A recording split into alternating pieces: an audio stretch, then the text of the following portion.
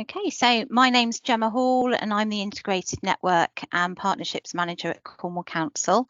And today I would just like to talk to you about the challenges of public transport in a rural setting, so specifically in Cornwall. So to begin, I'd just like to give you some background on Transport for Cornwall and the key elements of our journey thus far that are assisting us in overcoming some of our rural transport challenges. So Cornwall has a history of strong and continued investment in its public transport network. And in Cornwall, there's been a long-held ambition to develop a single and unifying brand for public transport. And to further this, in 2015, the One Public Transport System for Cornwall was developed. This was a really ambitious vision for one overarching brand that would make public transport easier to understand and use, demonstrate the integrated nature of the network, and develop tools to bring all this information together in one place. In 2020, Transport for Cornwall came to life and is delivered by the partners, which is Cornwall Council, Go Cornwall Bus, Cornwall by Kerno, GWR, Stagecoach, Hopley's Coaches, Travel Cornwall and OTS.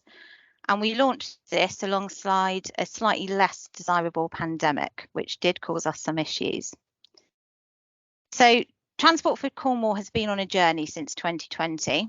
And although we had a bit of a gap between 2020 and 2022, this slide just gives you an overview of the key markers of this journey.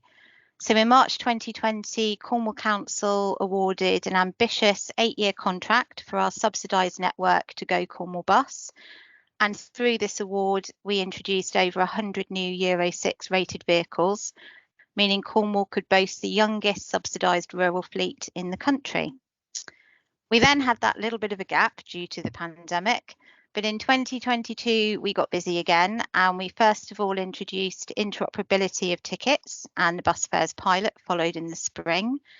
Later in 2022 we introduced tap and cap on all bus services, and then joint communications and associated publicity information.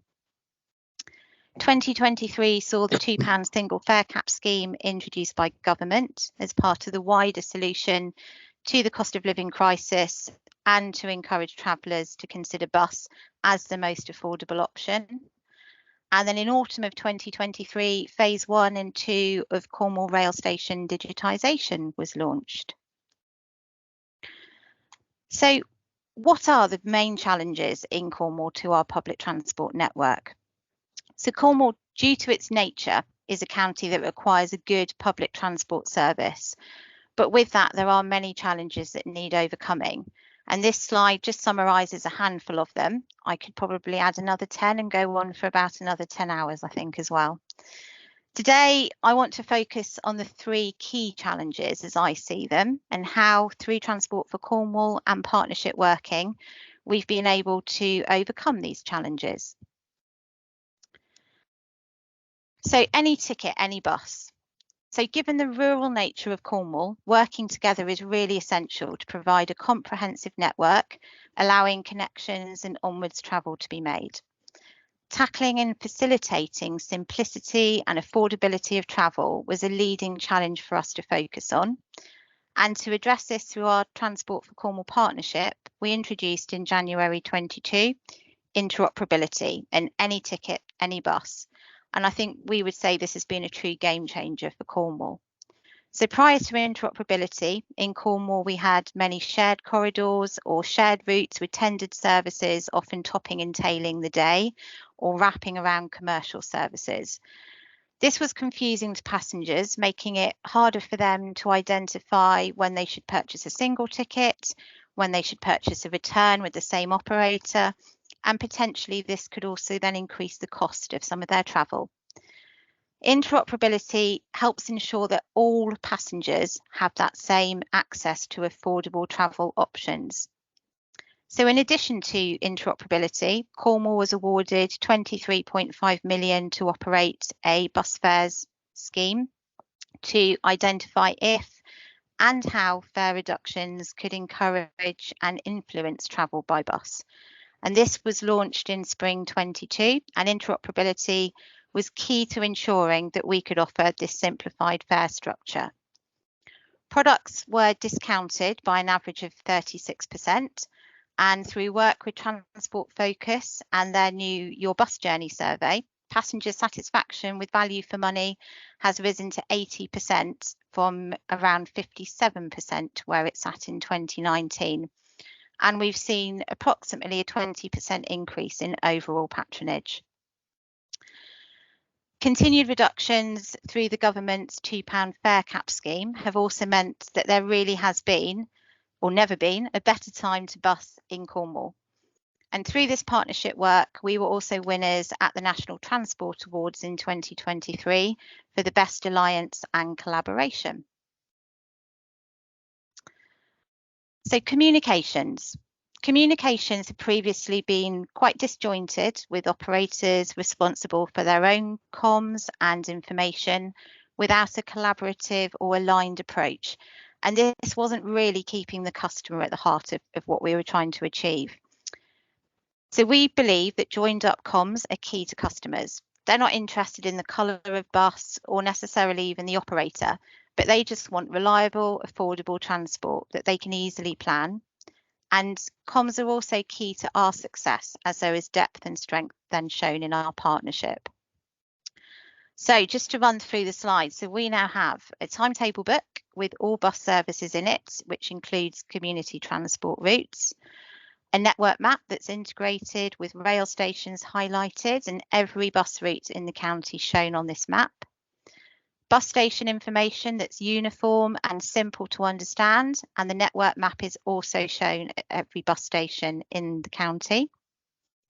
We've got the Transport for Cornwall microsite that offers a basic level of joint information, including all timetables and rail information, and this is being developed for our new Transport for Cornwall website and app. We've got Transport for Cornwall branding on the whole of the Cornwall fleet for every operator. We've got Transport for Cornwall at stop departure timetables, with QR codes being introduced in April that will link passengers to our Transport for Cornwall site and live departures. We also have a joint presence at many events across the county. So we attend the Royal Cornwall Show, Scythian Show, which is the largest one-day show in the country, Cornwall Pride, and we also host various roadshow events. And again, this is truly done through partnership working. For network changes, we release one statement with all timetable changes summarised, and the same message is shared across all operators and by Cornwall Council. So it's one source of the truth for customers. We also hold 4 all-member briefings a year for our local councillors, hosted by Cornwall Council, but with representation from Go Cornwall Bus and First Kerno. We have a MOU to underpin the financial support for all this work, which is a 3-way equal contribution from Cornwall Council, First Kerno and Go Cornwall Bus. And we have our enhanced partnership, which includes GWR, Transport Focus and other active travel solutions. So isn't just limited to bus and local authority. An innovative marketing contract was awarded in autumn 2023, which is going to take a new approach to our marketing. It's going to focus more on behaviour change and modal shift, with more hard-hitting themes than our previous campaigns and a very much a refreshed approach. So you can see in the slide there, we've got our Believe in Bus, which got shortlisted at the UK Bus Awards last year. And we just want to move forwards from those softer campaigns now. So the other big challenge in Cornwall is how you keep people connected. So as you can see from some of those facts on the slide, Cornwall is a challenge to navigate. And to do this successfully, we need a very versatile fleet and a very flexible approach to transport. One size does definitely not fit all. So we've got a population that nearly doubles in summer months with visitors, and we require an all year round sustainable network that supplies sufficient capacity for those really busy months in the summer, but also ensures residents can access socially necessary journeys through the quieter winter months. And our network has to really bend to meet many varied requirements. An example of our innovative thinking and partnership approach is a community transport project that's been part funded by Cornwall Council through our BSIT money, with the technology for the project supplied by Go Cornwall Bus and the physical services operated by Saltash Red Bus, who are a community transport group in the southeast of Cornwall. And this project has allowed us to ensure some really rural communities have remained connected, where a standard local bus service wasn't sustainable. But this more bespoke service and with smaller vehicles has been really well supported and really well received. Also, through the award of our contract to Go Cornwall Bus, and since 2020, we've integrated over 150 school services every day into our local bus network. So overall, we transport around 15,000 students a day, and around 13,000 of those travel by bus. We've also seen a 40% decrease to the number of smaller PSV operators in Cornwall. This has been accelerated since the pandemic. So that's meant it really has been essential to ensure that we can meet our home to school statutory requirements that we integrate into our local bus network. So this move allows development of confidence and independence in travel for young people. And it also ensures that we are supporting our local bus network that little bit more. So the road ahead. So we've still got many aspirations that we want to build towards and work towards, and this captures just a few of them. So we've got our branding on buses, and we're starting with the GWR branding for service 34, which connects Redruth rail station to Helston. And we also want to make improvements to the wayfinding signage and there's at stations, and there's continued work to improve connections so they become more robust to increase customer confidence. So people know that they can use the bus to connect to the rail station and that they have got enough time there to catch the train at the other end. In early 2025, we'll be launching phase 3 of Cornwall rail station digitisation. And work is ongoing with operators through our product and pricing strategy to shape the trajectory of the bus fares pilot. At the moment, we're at roughly the halfway stage, but we need to formulate an exit plan for the scheme because we acknowledge, although there is plenty of time still there must not be a cliff edge at the end of the pilot, else all this hard work will be undone. As I mentioned earlier, the Transport for Cornwall website and app will be launched in the spring, and this will be a real one-stop shop for all transport needs, including active travel, things like barrel bikes and rail, as well as bus.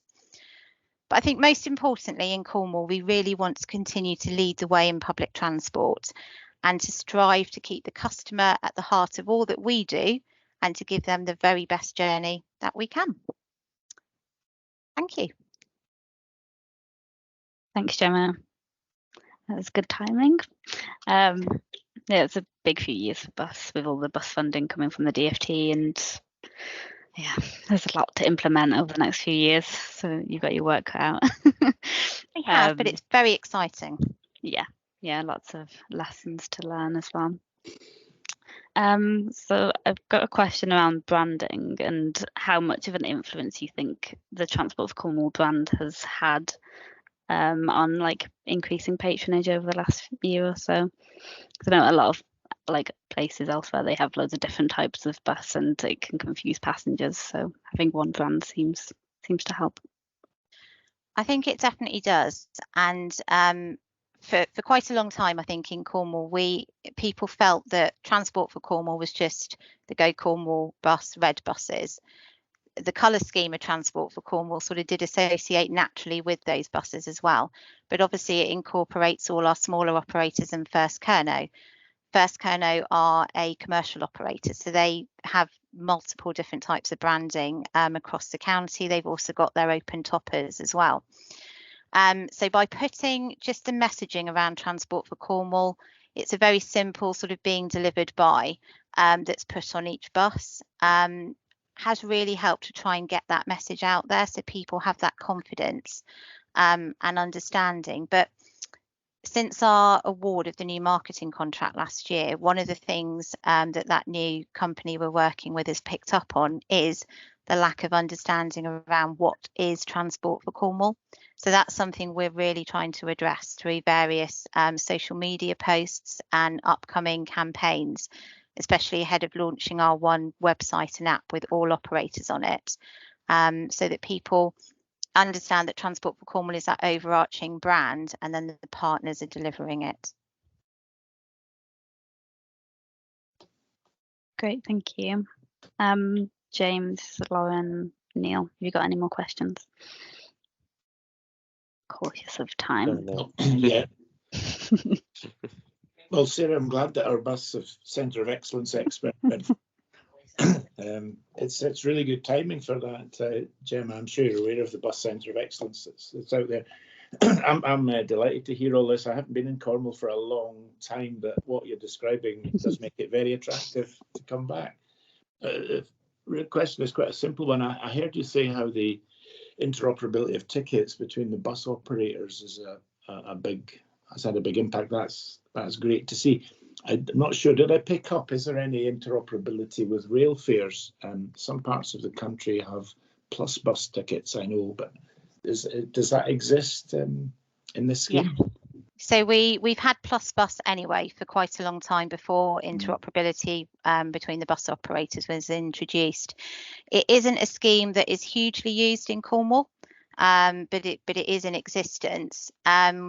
In the future, our aspiration is to integrate at a greater level with GWR and with rail tickets. And we found them a really, really good partner to work with. They're just as keen as we are, because then it will open up that gateway to more passengers for both of us, hopefully. Great, thank you. I had a quick question, Gemma. You mentioned about the population of Cornwall doubling in the summer, or the sort of summer season. What specific changes do you sort of make to your bus system to account for that? So it's sort of slightly different for each network. So for our commercial network with First Kerno, a lot of theirs are leisure services, like they run open toppers at various places around the county. So they tend to phase them out through the winter, they bring them back in through the summer, and they sort of phase them on a low season, mid-season, peak season. With our own tended network, we try and do uplifts for the school holidays, specifically around July and August, so putting extra resources in. Congestion is our big problem in Cornwall on the roads. So to try and keep everything running reliably, as far as finances allow, we put that additional resource in. The biggest challenge we have is where the commercial network steps down in the winter, and we then have to try and plug those gaps with our subsidised network. We're obviously working like every local authority in that really tight budget position. So it's trying to sort of balance what really is essential through the winter and what do we need to keep connected and step in with, and what actually truly is just a seasonal network and doesn't need that coverage in the winter. But as I'm sure you can imagine, that often gets us a lot of negative press and backlash, especially from councillors and members. Yeah, it sounds very challenging. Thank you.